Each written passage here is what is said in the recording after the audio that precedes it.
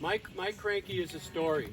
So there are all sorts of ways of making these things, and I want to use this form as a way to tell stories about things that Faith and I have gone through together, things that we've seen that we thought were really fascinating and sort of made a mark on our lives in some way.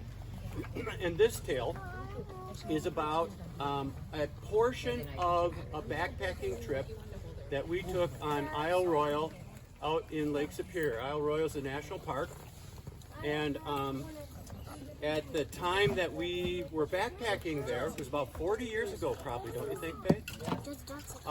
Isle Royal had the highest concentration of both moose and wolves of any place in the world. And we took this trip in May, and in May, it's the time when the moose mothers typically are giving birth to their babies. And we happened to see a lot of moose on this backpacking trip, and we ran into people who didn't see any. But we would move along quietly on the trail. We saw as many as 11 in one day. We had some amazing encounters. 11 individuals? Yes. Wow.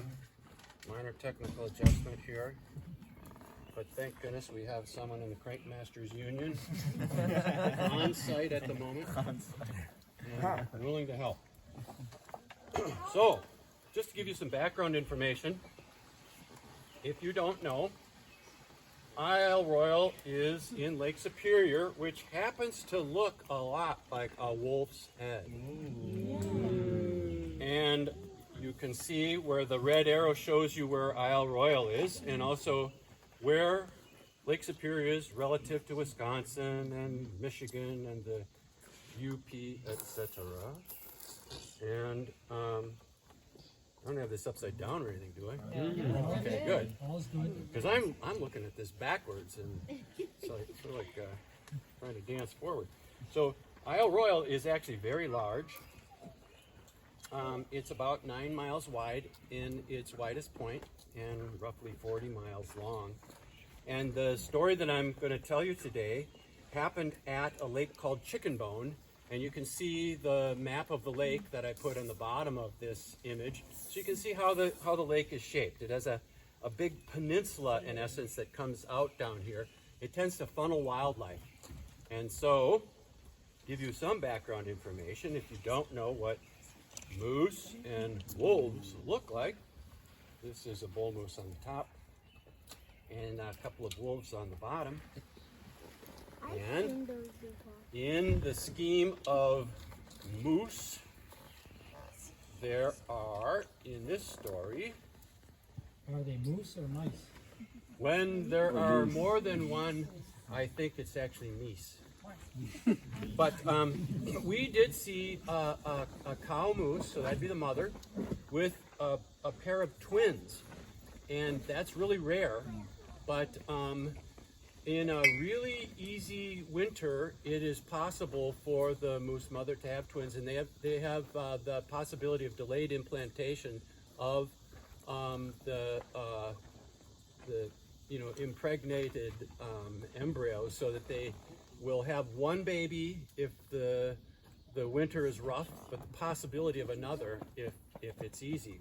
And the black cow.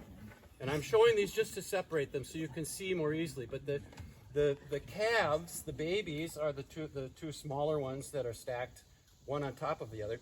And the other red moose figure is called a yearling. And the yearling would have been with that mother for one full year and is often pretty close to adult size, but not quite an adult. And so it's very much, it's like a teenager, really, in our world. And after having overwintered and spent all that time with the mother, they tend to know a fair amount, but they're still youngsters, so they're not fully grown up. Well, just to give you a sense of how we were traveling here, Faith and I were backpacking, and you know how Faith tends to move along pretty nicely. And I still was somewhat lame and game. I had a hard time keeping up, but you know, we were walking along for a number of days together, and we kept seeing these really cool sights. But we finally came after a hike that was particularly difficult. We actually experienced hypothermia before we reached Chicken Bone, and it's worth a Cranky story all by itself to tell about that. But we happened to start off the next day and glanced off towards the point that I had showed you on the map, and we watched a cow moose come out into the water, and it turned back looking over its shoulder into the woods and snorted a few times. And we were wondering what was going on. And then it got into the water and it started swimming across.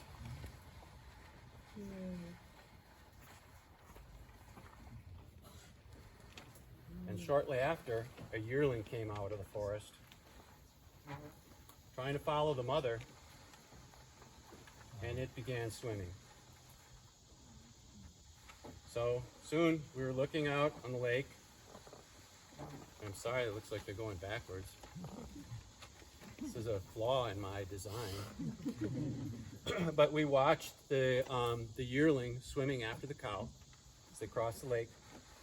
Cow gets up into the shallows on the other side, looks back, makes more snorting noises. And at that point, the yearling kind of turned and started swimming parallel to the shore as the mother got up and walked into the woods. And the yearling never got closer to the shore than that. And you could tell where the cow was, where the mother was, because the yearling kept swimming parallel to the shore, afraid to get close because the mama was trying to tell it to leave. So as we took off, we just waited for a while and we just watched that yearling swimming sort of sadly by itself.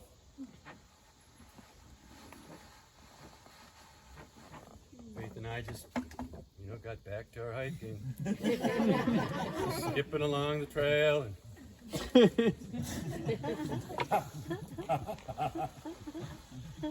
But that was the end of that particularly cool episode.